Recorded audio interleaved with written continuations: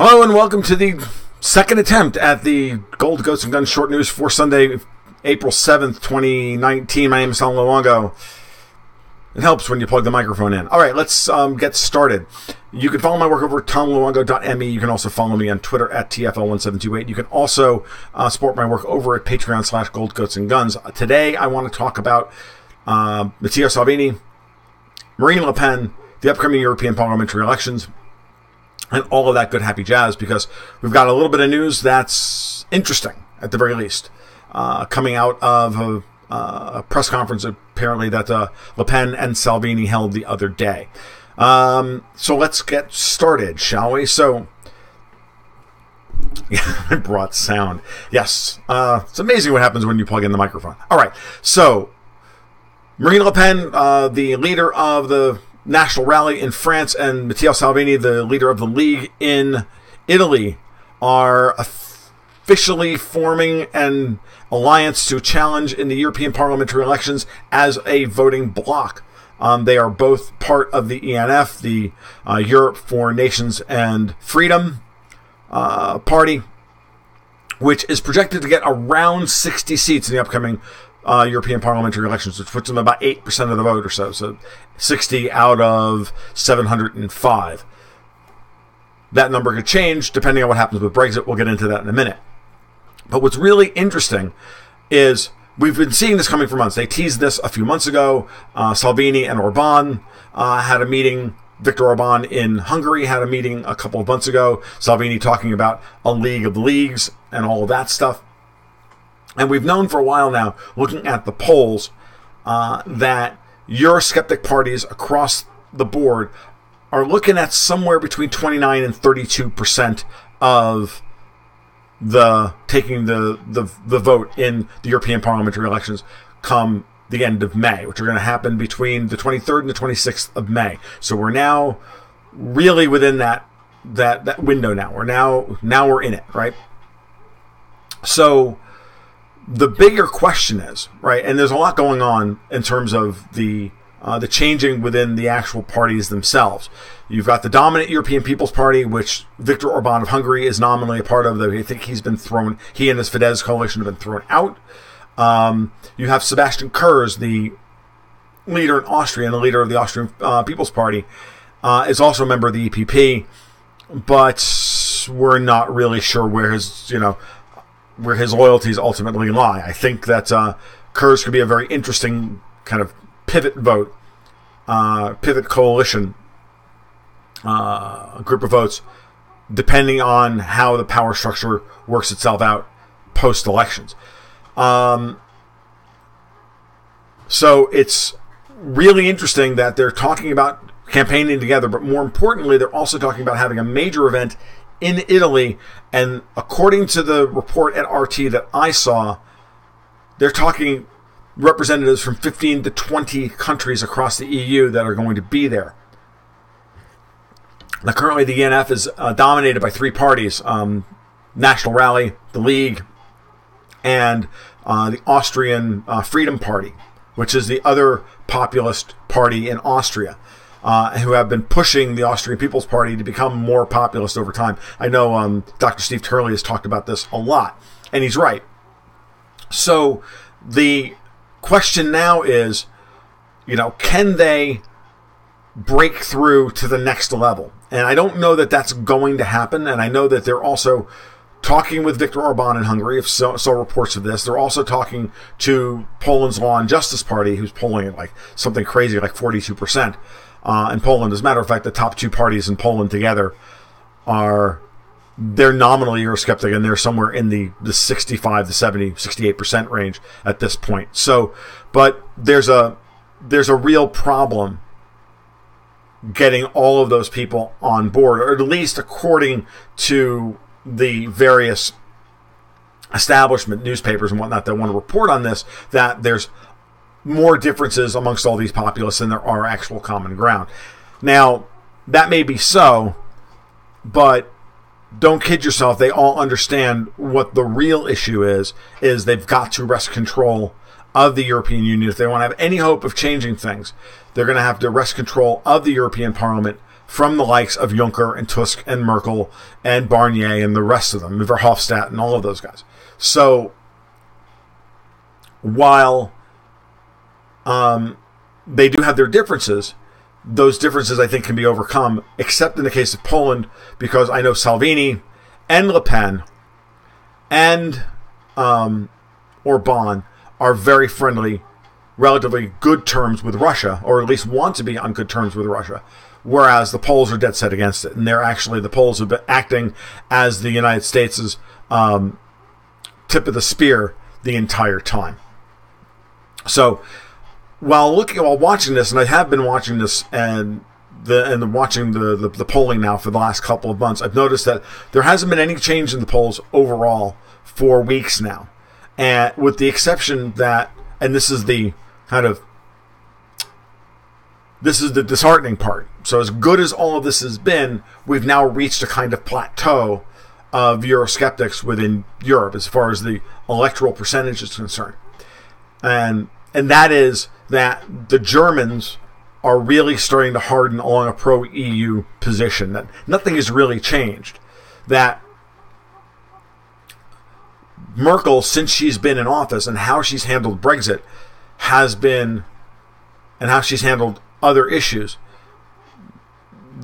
the German electorate hasn't really shifted other than to withdraw support from the two major parties, but then turn right around and give it to other parties that are just as committed to the European Union. For example, what I'm talking about is that the Social Democrats have cratered in their support, but most of that support has gone to the Greens. And now the Greens continue to rise, and they have risen now to a solid 20% of the German electorate. So now when you look at the SPD plus the Greens, we're right back to where we were before all of this started to fall apart for Merkel.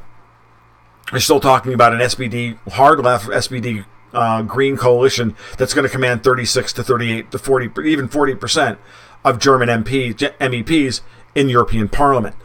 While AfD did not ever cross the 16% chasm, as I hoped they would a year ago, and they've fallen back down to around 12%. So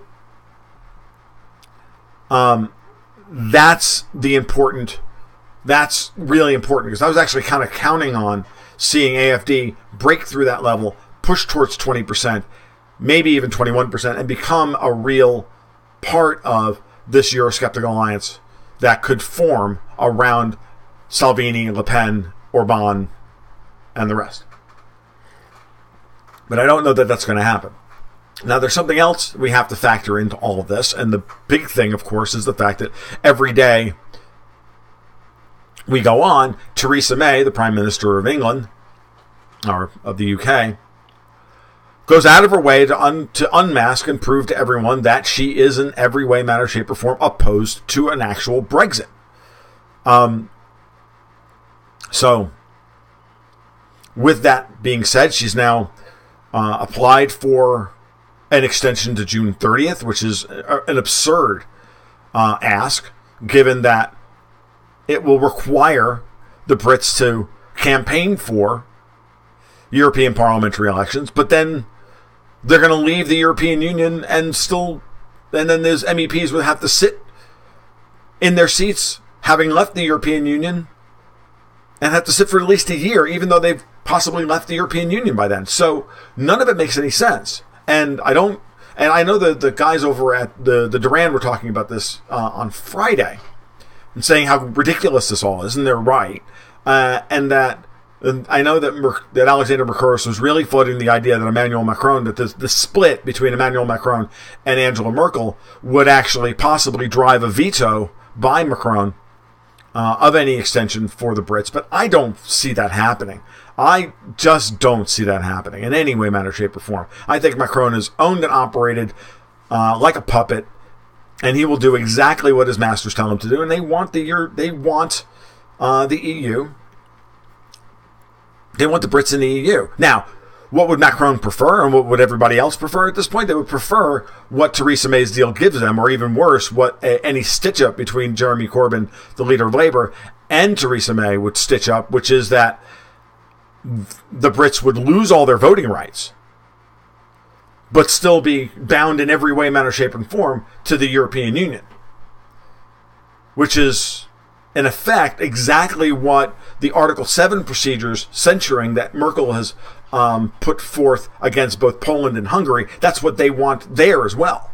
They want these people to be a part of the EU without having any ability to vote against what the EU is trying to do. And at some point, the Poles are going to have to get over themselves and understand that their best chance of remaining in the European Union and not being overrun by Germany is to ally with countries, Eurosceptic countries, that realize that the anti-Russian sentiment is insane. I don't know that that can happen. It's going to wind up being just as much of a complete, cock-up as what we're seeing in factionalization as we're seeing in British Parliament right now. So it's I don't know. None of it seems good. But let's assume for a moment that the Brits don't leave on Friday, because that's a good assumption at this point. I could easily see the Brexit Party taking 25% of the vote.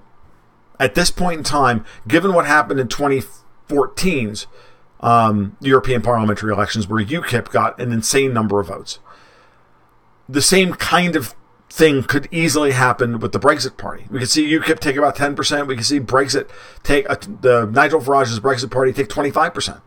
They're going to stand in 70 of the 73 seats. They're not going to challenge the DUP, apparently, in Northern Ireland. That would push, and then if the rest of the polling and those numbers come from the major parties, and so that that the SNP, the Greens, and the Lib Dems, they all get their due, which amount to about 20% total. If that were the case, that would push Eurosceptics to 34 to 35% of European MEPs. And that's also crazy. So that's not going to make Merkel happy. It's not going to make Macron happy. It's going to force all of the minor parties within, it's going to force a grand coalition and an alliance of at least now 3 different groups in order to put together a European Commission. It's no longer just going to be the Socialists and Democrats plus the EPP creating a typical European cartel grand coalition standing for nothing except more integration and more tyranny, because that's what they do. They might have to bring the Greens into it. They might have to bring Aldi into it. It could get really hairy for them, and make it a little harder. So without commanding about 40%, Eurosceptics don't even have a chance of materially changing anything. But it's good to see Salvini and Le Pen working together. It would be even better if they can get Orban and the Poles. I can't remember or even would try and pronounce the Polish leader's name, because I would just butcher it, and that's not fair. So to get Hungary and Poland online as well would be great. Obviously, Farage's Brexit Party would be a part of that as well.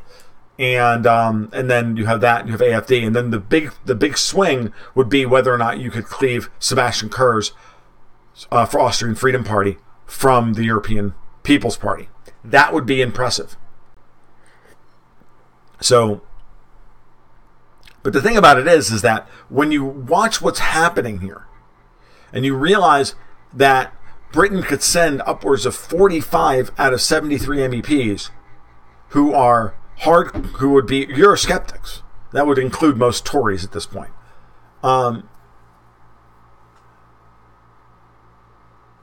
That's one of those things where this is a Chinese finger trap, right? The more Merkel and May and Barnier and the rest of them try to save the EU by maintaining the status quo, creating voiceless tax cows and the rest of it as they push towards integration, they push towards further federalization, the more they try to bind everything down, the more opposition to their rule they're getting. The Gilets Jaunes are in their 21st week of protest. They're not stopping. It's not lessening. It's not getting any easier. Macron's En Marche is only outpolling Le Pen by 2 points. Now, again, the polls haven't moved in weeks, but Le Pen and Macron are polling within 2 points of each other at this point.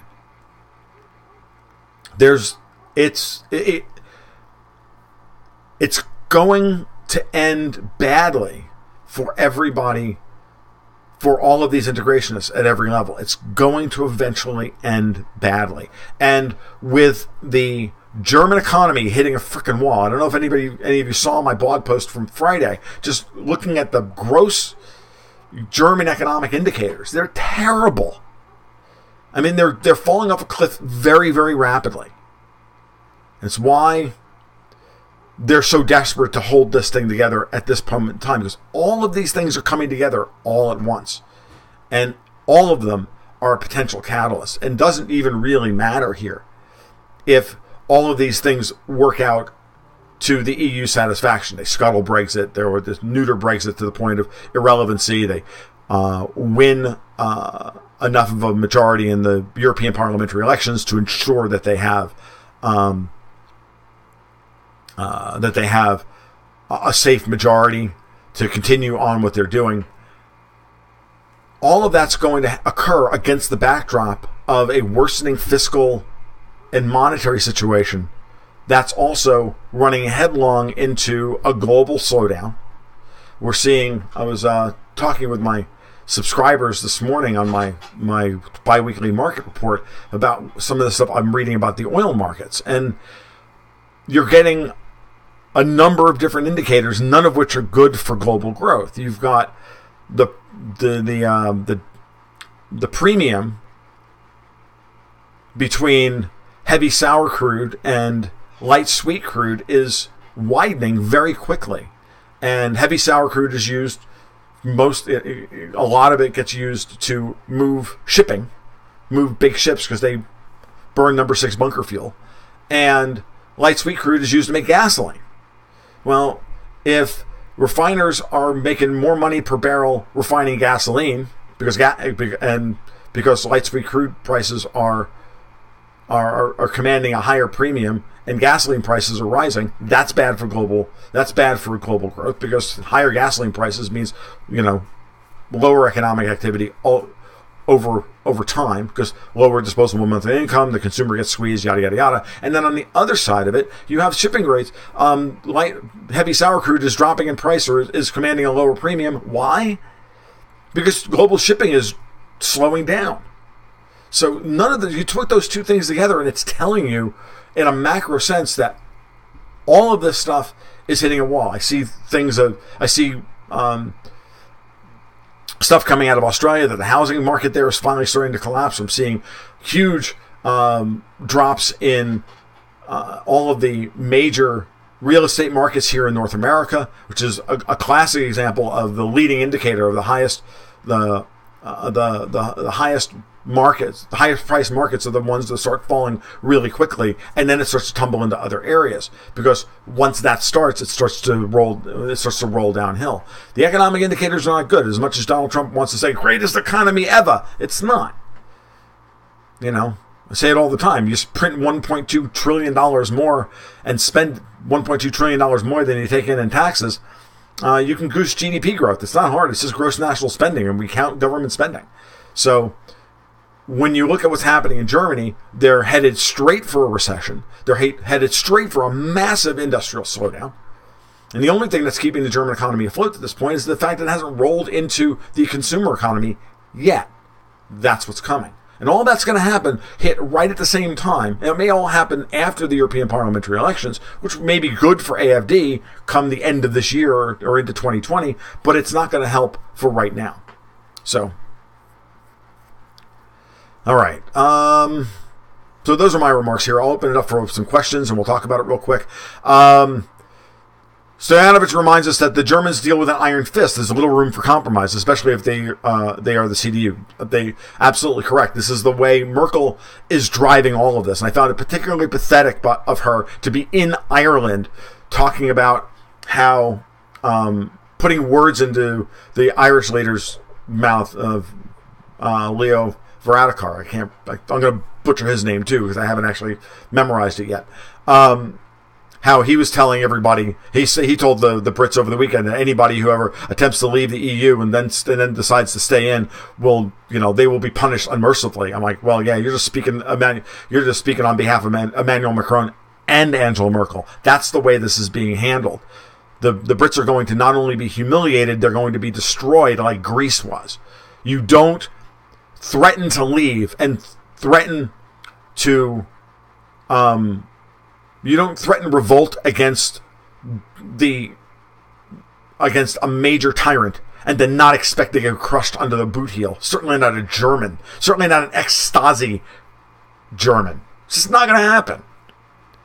Mike X says, I predicted extension, I predicted another extension, and then a second referendum. I've been right on the first two, probably right on the third. I didn't even know we get to that point, dude. I think at this point that if we're not careful, or if the House of Lords filibuster fails tomorrow and the Cooper-Letwin bill makes it through, that then it tries to enshrine into law that the UK applies for an open-ended extension of Article 50.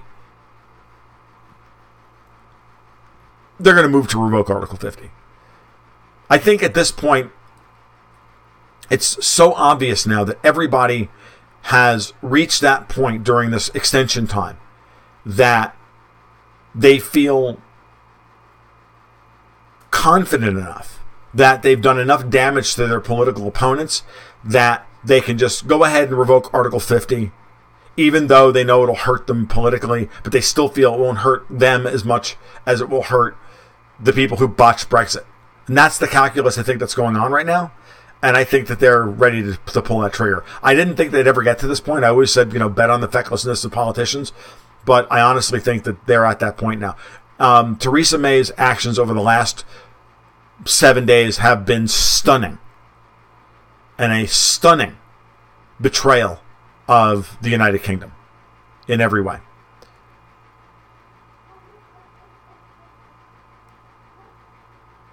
UPR in France, Alison McVitie tells us, is for Frexit. I don't think Le Pen will be committed enough not to bend to the elites at the end. I don't have as good a handle on Le Pen as that. I know that she's called herself Madame Frexit in the past. I don't know that that's what she...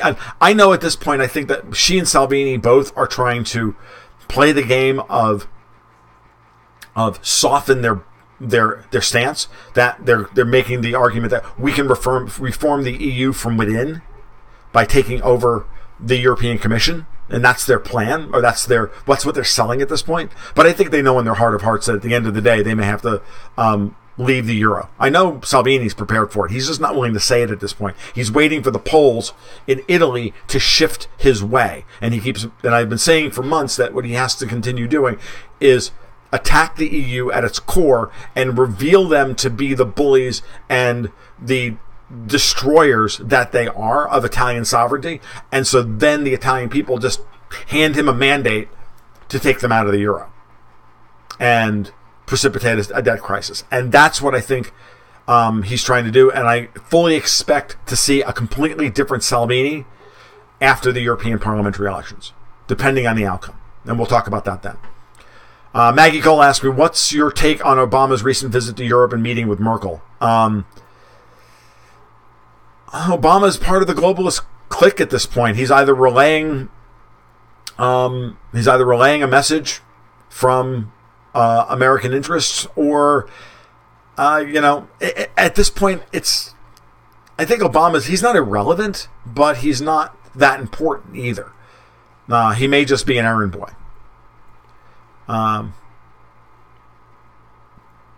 Jim Mellon said that before the referendum, he said that the EU/the euro would collapse in 3 to 5 years. His 3-minute video is here on YouTube. I've not watched it, but I'm not arguing with him. I feel that we're within that window as well, that the euro and the EU in its current form will not survive the next global financial crisis. And I've been saying for a long time, Mike, that Europe is ground zero for the financial crisis. And it's all the signs are there right now. Samed just says the U.S. economy still looks like the least dirty shirt in the basket. I agree. And that's all it takes for money to keep heading into the U.S. dollar. I also agree. Remember, in the great game of global capital, as I say all the time, the great game of global capital, you do not have to be great. You just have to be better than the next guy. As in, you don't actually have to outrun the bear. You just need to outrun the guy next to you, so the bear eats him.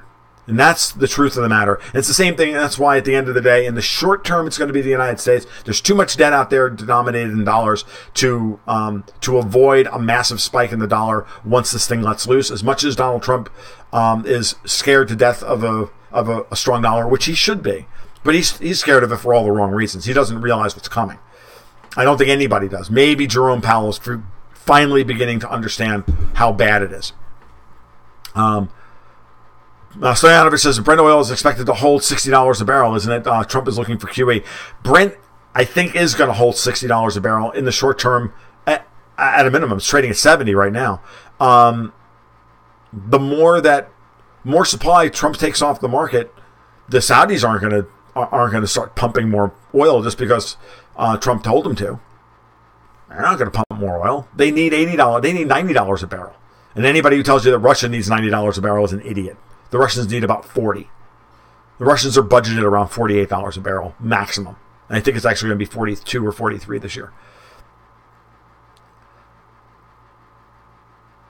Remember, always remember how quickly things can go south. Obviously, within a week. Absolutely. Remember, back in 2008, we went from everything is fine, gold hit $1,000 an ounce, and then 6 days later, Bear Stearns was being sold to J.P. Morgan on a Sunday night for $2 a share. 6 months later, the entire global financial system collapsed.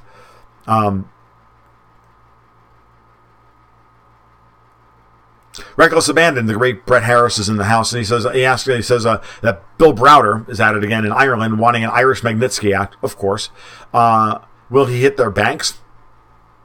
It's always possible with Browder. It's always possible. If any Irish banks are involved in any kind of hinky transfers involving Russians, then he will get that information passed to him by his MI6 CIA buddies, and then he will open up a complaint against them. That's what he did to Danske Bank last summer. Will the European financial operations move to Germany and France from the UK? Probably they will try, but it's not going to happen. Look, the truth of the matter is that as much as Frankfurt would love to be the center of all European, the center of European clearinghouses, it's not going to happen. The UK, for all of its faults, right? It's like the United States, for all of its faults. Don't ever forget that at the fundamental core, there's still hundreds of years of tradition. There's oodles of expertise and precedent law and everything else for why you do business in the City of London, just like why you do business with the United States, and for that same reason. And that history is just not there in Frankfurt. It's just not. Mike X says it'll be a customs union, not revocation. They can't force a customs union through, though, Mike. They can force an Article 50 revocation. I'm not saying that you're wrong. I'm saying that to get a customs union at this point, unless somehow her deal is agreed to by somebody between now and Thursday or Friday, and it has to be her deal plus a customs union, which is just insane. The UK has too many offshore facilities. They will never abandon the City of London. I know. It's the EU that still wants access to the City of London. And the City of London still wants easy access to the EU markets. What are the chances that May's district remove her? I don't know. I don't know how she hasn't been deselected yet as it stands. Rick Farmer, the U.S. dollar and markets spike up, then down as global margin calls turn into a black hole. Then we get QE and TARP again. Oh, we get a hell of a lot more than QE and TARP, dude. But the general gist of it is absolutely correct. We'll get a massive short squeeze on the dollar and a massive run into U.S. equity. We've already gotten the massive run into U.S. treasuries. We're beginning to get that massive run into U.S. equities. Go look at last week's gap up in the Dow and close in the Dow. An inverted yield curve precedes recession by about 5 months. The thing is, Mike, and that's under normal circumstances, you're correct. I don't think that the inverted yield curve here is as much about recession as it is about a global drive for collateral.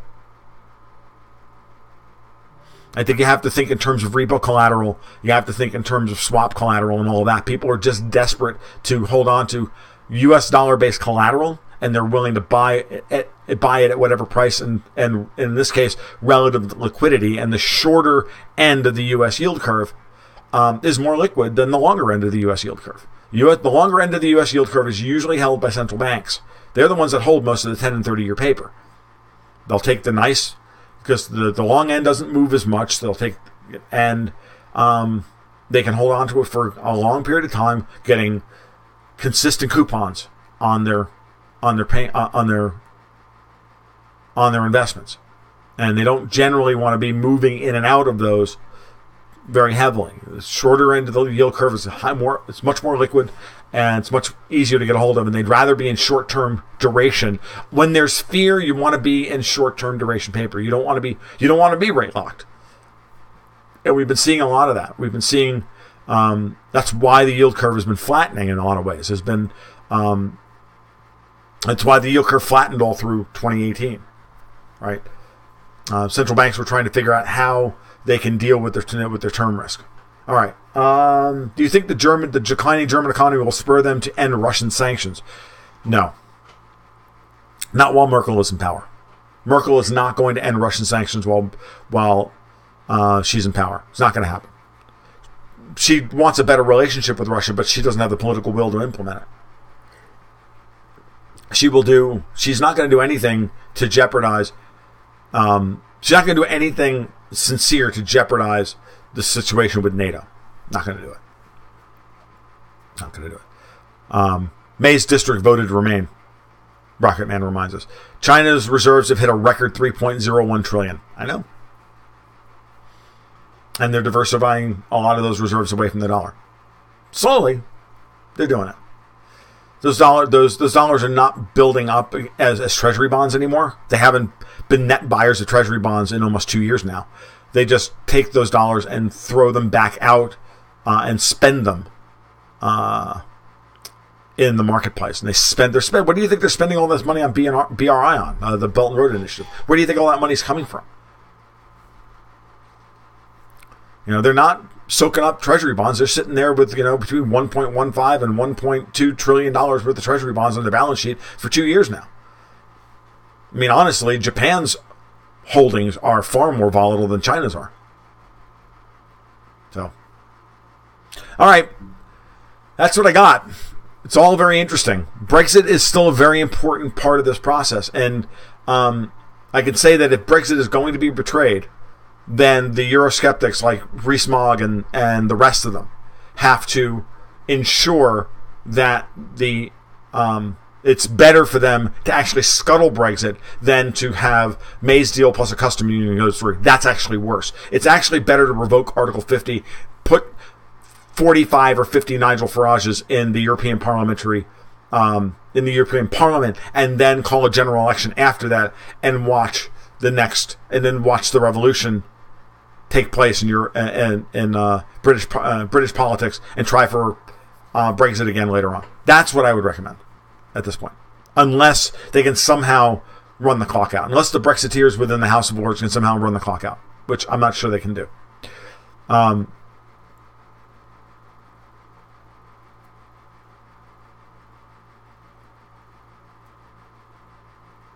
It said that China's heavily buying gold again. They're buying a little bit.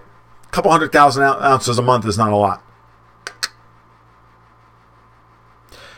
Kazakhstan is doing quite fine, actually. One of the places in Central Asia I would really, if Kazakhstan had a stock market, I would seriously consider buying the ETF. All right. Not taking the bait, friends. You can leave now. All right, we're out of here.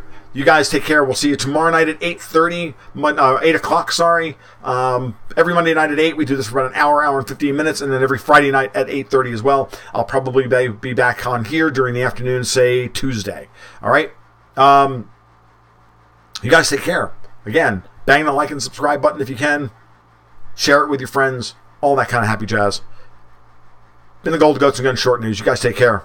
Keep your stick on the ice.